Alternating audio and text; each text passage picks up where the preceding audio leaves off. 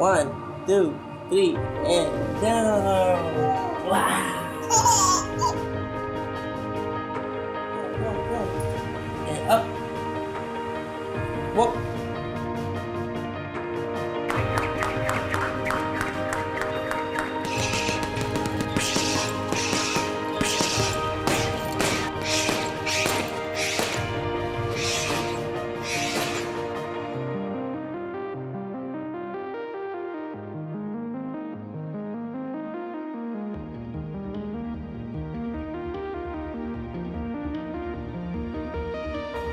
Ridhwan's starting to come on now. Big right hand! 3 times in a row! Take a look at finish and start.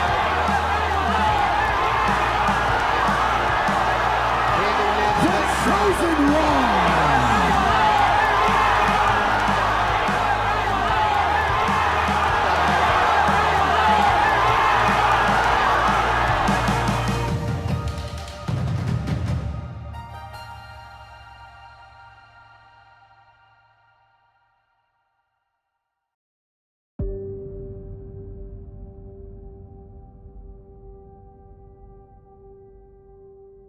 I got into the sport because basically I quit school. I was doing engineering for a month and decided to stop. So I started to work as a kitchen helper. Then after a while, I mean that there's a TV where I was working at, and they always show like classic boxing fights after midnight. So that got me interested, and the people I was working with are all like abang-abang, like all these pakcik-pakcik, all they know about boxing. This is Singapore is a boxing place before, and they keep talking about Syed Kadir. And so I got curious, so I googled who Syed Kadir is. I found out he went to the Olympics and he represented Singapore. I'm quite surprised there's actually a boxing gym in Singapore, so I went to try it. In the beginning, Ridhwan came in 2005. Apparently there was an article about me with my phone numbers. He called me, so he wanted to join, so he came. I just did not emphasize on him because there's too many, so everybody has got their own to do, teach them what to do, and they've done everything on their own, I supervise. So then developed him for a couple of months. I think he was not feeling good because there's no competition for him yet. I didn't really like it. I wanted to quit after 3 months because I was just doing straight punches. I was skipping and I was just running. Because leading to the training, I was watching a lot of like Cinderella Man, was watching Rocky. I was expecting boxing to be a bit more exciting. What made me stay in the sport is because I walked into the gym one day and I told myself, okay, this is going to be my last day. I paid about $50 already, so might as well just finish the month. Then it happened that Coach Kadir came up to me and said, Ridhwan, there's a fight coming up next month. Do you want to fight? Meeting Ridhwan for the first time would definitely be his first local tournament ever, and that was held at Concourse, right down at Beach Road. And then I said, look, where's your family and friends? And he said, no, there's nobody there. So I say, hey, why not I just support you? I didn't realize that line has been with us for the last 13 years. Singapore, ladies and gentlemen, please welcome Muhamad Ridhwan. When he went up in the ring, I saw the opponent who was my trainee before. I trained him before, and he was a very strong boy, very strong. And since he went up already to the ring, I couldn't ask him to go down. I don't want to sort of embarrass the organizer, So I was very angry with the guy who set up this. I was very confident I will win, even though I didn't prepare for some reason. Maybe it's my young blood. So it was round 1 for Ridhwan against definitely an experienced participant. I think he had some Muay Thai background. It clearly shows because he was very aggressive. So when the first bell rings, that opponent of his came lunging to Ridhwan, giving Ridhwan non-stop punches, and this young boy, poor boy, was in his corner, being pushed back, getting punches, flurry of punches. I got hit in the face. I felt tears in my eyes, and then suddenly I realized my corner threw in the white towel. I stopped the fight. I didn't know that it's even possible. So that means that we surrendered. And when I went down the ring, I can see some of them like laughing. Probably not at me, but I just felt like it was towards me. So I went to the toilet. Surprisingly, I started crying. When he was actually on his own, feeling really disappointed with himself, Coach Kadi came to him, and what he said to him actually impacted not only him but also myself. When he said to Ridhwan, please don't be disappointed about the match. It's my decision to throw in the towel because I feel that there's more to you than just this match, so we will get there one day. I didn't have a father figure, a strong father figure. So at the point of time when he said something like that to me, I feel like it meant a lot. Even his mother thanked me, say thank you very much for taking care of my son. You know, you are always like a father to him. I say yeah, because you have to be a father figure in this sport. This sport is a very sensitive sport. You know, very sensitive. Boxing is very sensitive. So you cannot lie to them. You must really take care of them. You know, support them lah. That is what they want to support. The guidance. The fight was on Saturday, and on Monday I was back at the gym and I decided to train more frequently. I changed my job from full-time to part-time in the kitchen. Then I started to just train almost every night.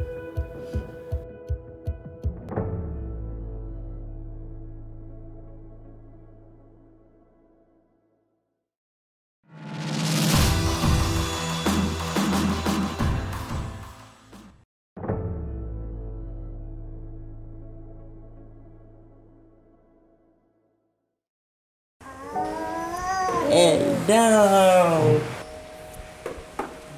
Step. Yes. I think pretty much in terms of taking care of Irfan, I think we are pretty much independent. I don't want to depend on anybody else. I think everybody loves him. We know that we've got family. If we really need somebody to look after him. But right now, I think we just prefer to do things on our own. Just don't want to make things difficult for anybody. And we just want to enjoy the process as much as you can while he's growing up. I think during the fight, I think my mind's really mentally focused. There's no time for expressions. There's no time for emotions. So when I'm in the ring, I don't think of whoever's at home. I just think that this is a job that needs to be done. I need to knock this guy out. You know, I have my own family, and so I need to do what needs to be done. I mean, I don't hit him. I don't hit my opponents because at the end of the day, we all have the same dream. We all have the same goal. But then I think I prefer to bring back the belt to my family. So.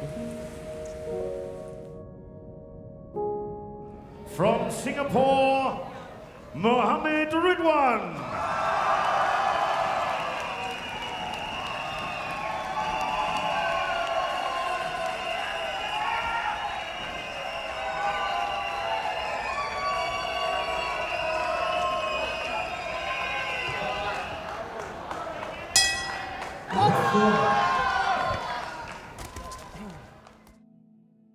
I came back with the SEA Games Bronze Medal 3 times, and for all times I give my all. But you know, sometimes that's how life is. Sometimes you give everything you have, you sacrifice whatever that you need to do, and you still don't get the decision that you want. I mean, that's boxing. You don't always get the win.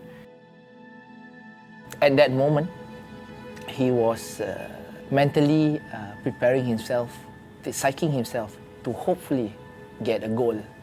That moment when he lost to his Thailand opponent, not only was he disappointed at himself, but I think more importantly that he was disappointed that he let all of us down. The winner by unanimous decision from the blue corner from Thailand, Ambunda. I remembered clearly when his name, when his hand was not raised. I think all of us just sunk. Yeah, all of us just sunk, and we felt really sad with him. Really sad with him. People keep telling me that, you know, it's okay, you still get the bronze, it's okay to be second, it's okay to be third. It's always important is you fight. But to be honest, I'm so sick these words of comfort, because it just makes me feel like it's okay to come in second. I'm competitive in nature, and I don't just fight to participate just to say that I've been there. I mean, I really want to be the best. And the SEA Games meant so much because Coach Kadir has been trying to bring back the SEA Games gold for so many years, but we haven't been able to. Especially for SEA Games Singapore, I was so confident that I would win it because I gave my everything. After he didn't win the gold, got his bronze, I know he feel that he didn't achieve what he promised to the country in a way, or more of he didn't achieve his individual attainment. And then I felt the preparations could be better. They made me the face of Singapore amateur boxing. My posters everywhere at the bus stop. So I was the poster boy for supporting Singapore boxing. And I was also the poster boy for Singapore boxing losing.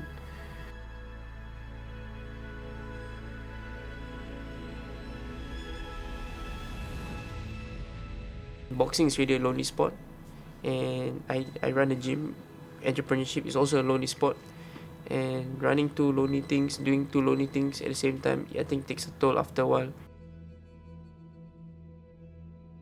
For me, and even as his brother, I wish there was someone else that could have trained him better back then. As much as people say boxing is a lonely sport, I don't think he can do it by himself. He needs the right people, the right team around him, and that's what he was lacking back then, yeah.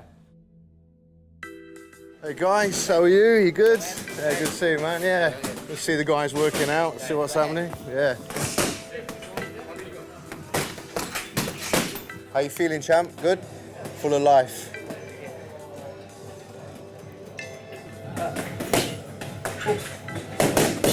How I very first met Muhamad Ridhwan was a very special moment in my life. I walk into Singapore as I first arrive here, I go and watch a local professional boxing event, and I see this Singaporean man with so much potential.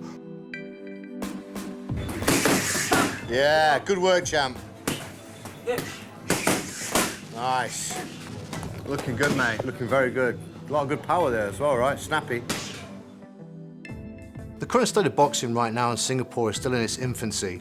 Even though with shows like myself that I promote right now with the Raw of Singapore, having big stadiums like the Indoor Stadium and Marina Bay Sands and big global broadcasts, we're still very, very small within the sport in the actual global map of where it is today. However, with the right support, the right people in this sport, and great leaders like Syed Kadir from SABA, the Singapore Amateur Boxing Association, developing young men and women to go forward to one day become Olympic champions, and even further forward to hopefully become a world professional boxing champion. Muhamad, the chosen one, Ridhwan! It was a friend who approached us, told us about Ridhwan's journey and the challenges and what he's aiming to achieve. I was certainly very impressed, initially intrigued and then inspired by his journey and what he's trying to do. I think Ridhwan will be able to bring up the rest of all sporting talents and also bring up the country, a rallying point for proud Singaporeans to come round together, cheer him on and claim the title. In my role as Deputy Chairman for the Government Parliamentary Committee on Culture, Community and Youth, I always try to support sports and local sportsmen, local sportswomen as much as I possibly can. So today I'm here because I know that Ridhwan is going to be representing our country in an international boxing title match.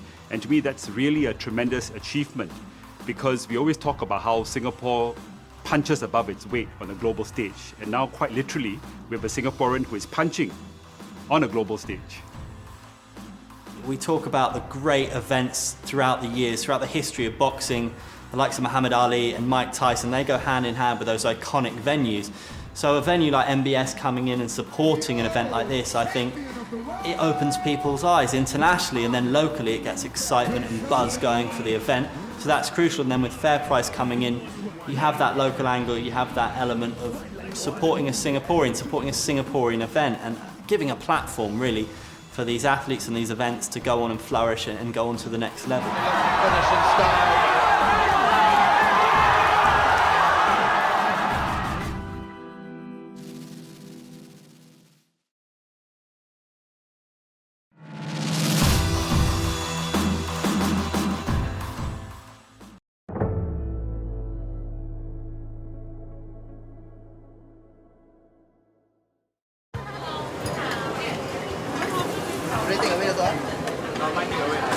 take away not 19. I met Ridhwan once I was around 15 or 16. I was training under Venda Fight Sport. I was under Alexis and Muhamad Ridhwan. When that time Ridhwan came to our gym, we all sparring with Ridhwan. It was like so fierce. Hey, this guy like motivation, yeah? He's like a bit hardworking. He's like the dedication of hard work. The meaning of dedication, hard work, and everything an athlete should be. Roll cap. Speed. Sound. Speed. Previously, I used to be an ex-offender lah. I used to be in everything from gang fight, all kinds of things lah that I used to be in. At this point of time, I was in prison. So I was browsing the paper, but then I saw Ridhwan face. That part he was like donating some gloves to Indonesia.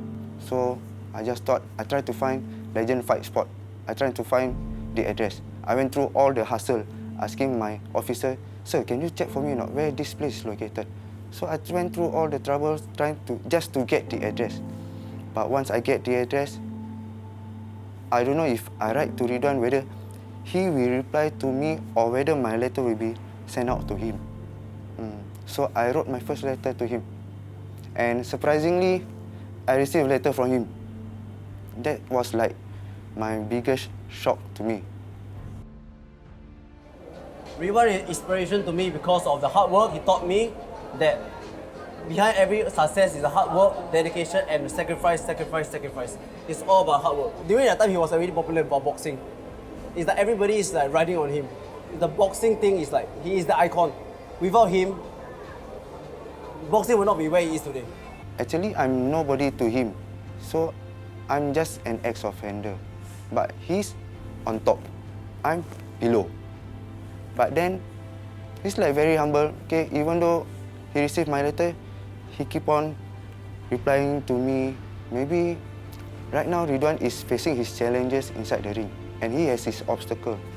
But then why I don't use his talent and the knowledge that he taught me to use for my everyday life.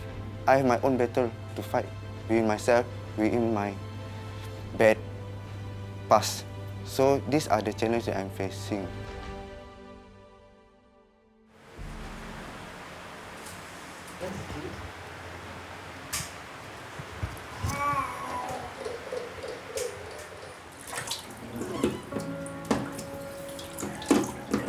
What's the duck? Chicken. Duck. Pony. Frog.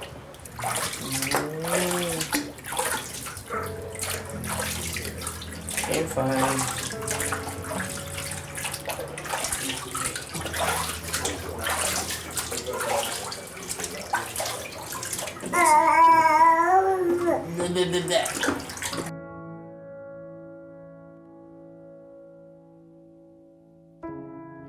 I mean, to juggle life as a boxer and a family, I guess it takes a lot of strength, takes a lot of patience, especially because when you're getting ready for a fight, you like, I mean, everybody have different characters. So when you are getting ready for a fight, you have a character of somebody who's ready to destroy someone else. Then when you get home, then you just see somebody, I mean, you just see a baby, and then you just become so soft and gentle.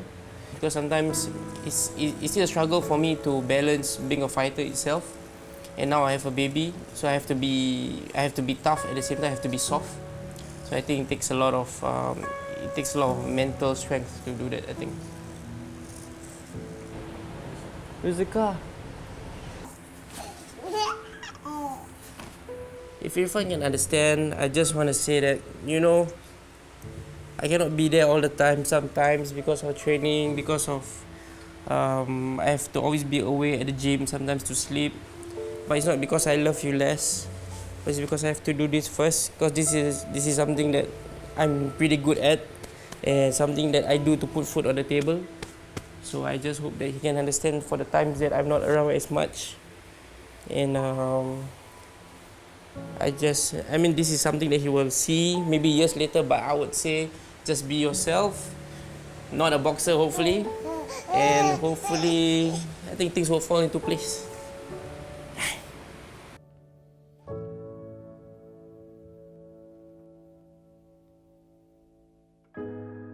I think he just do what he is supposed to do because he's a nice boy, very quiet, very quiet. He doesn't talk much. He does do his own job, that's all. All the peers, teammates all like him because the way he behaves, he doesn't show off. He never complains. He knows that by training day in, day out, it's not that we have allowances for doing this. It's really purely hobby, really out of his own time, his own effort, and his own health, because training is never easy. He was definitely the most hardworking person I've ever met. I really feel that Ridhwan is the boxing future of Singapore. He's going to bring us somewhere. He's going to bring the current amateur above the stage, above Asia, up to the Commonwealth standard. He's the one going to prove that we are going somewhere in Singapore. I believe that is the character that he has in him. And whoever work with him or whoever train with him will want to replicate what he does in training. So I've seen a lot of athletes, not only in boxing, in other sports as well. But I've never seen anyone as dedicated to their craft as this person we're talking about. I've been massively impressed with what I've seen over the last few years. Ridhwan is the jewel in the crown, if you like. Not only can the guy box, is an undeniable talent, but he's got the look and he's got the charisma and the personality, that star power that brings people through the door. There's great hope here in Singapore for the people, for the sport, and more future champions. And I'm very, very proud and honoured to be a part of that. I think Ridhwan's achievements are remarkable. Many of us have no idea how challenging and difficult it is to be a professional boxer. So now I understand the kind of training and the kind of sacrifices that someone Ridhwan must go through to achieve the level he has achieved. And to me, that's really remarkable. So I'm so proud of him as a Singaporean. I'm so proud of him as a sportsman to achieve what he has done, to be dedicated enough to do this, while also, having a young family as well. So when he steps into that ring, I think he's physically conditioned, but he also has to be very mentally strong and very emotionally strong as well. For the whole of Singapore, this belt is for you!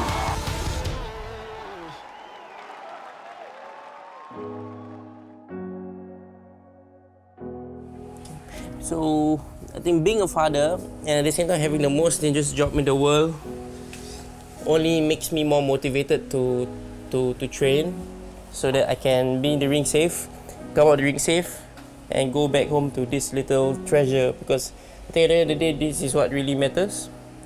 The belts are all nice, it's all important, but at the end of the day, they're all just going to collect dust and people are going to forget me anyway one day. So I think hopefully I can leave a legacy with him.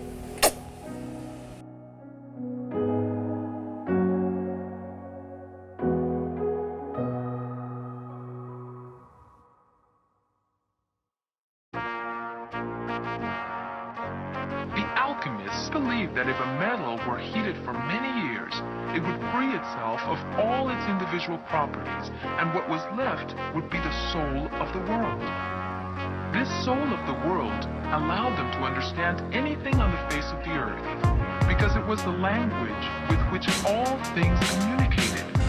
We're musicians with no instruments. All we got is our lyrics and the mics in hand. Some be sick of the top, some be ill with the pen. While I do it for fun, cause I'm really a fan. A few of us left, we a dying breed. And for what we stand for, we can die and bleed. Stand by the creed, never let the soul deplete. Even when we go down, we won't admit defeat. The passion in the heart is so hard to delete. The desire to succeed will sustain the heat. Write lyrics to connect and to feed the need. Every time a sick sample get aligned with the beat. This is hip-hop for the mind and the soul, for the rich or the poor, for the young and the old, for everybody listening while the lyrics are told. We them rap alchemists who turn metal to gold. Turn samples to beats, turn words to poems, turn nothing to something with a microphone. This is medicine, this is food for your soul. We them rap alchemists who turn metal to gold. Turn samples to beats, turn words to poems, turn nothing to something with a microphone. This is medicine, this is food for your soul. We them rap alchemists who turn metal to gold. What? They spent so much time close to the fire that gradually they gave up the vanities of the world. They discovered that the purification of the metals had led to a purification of themselves.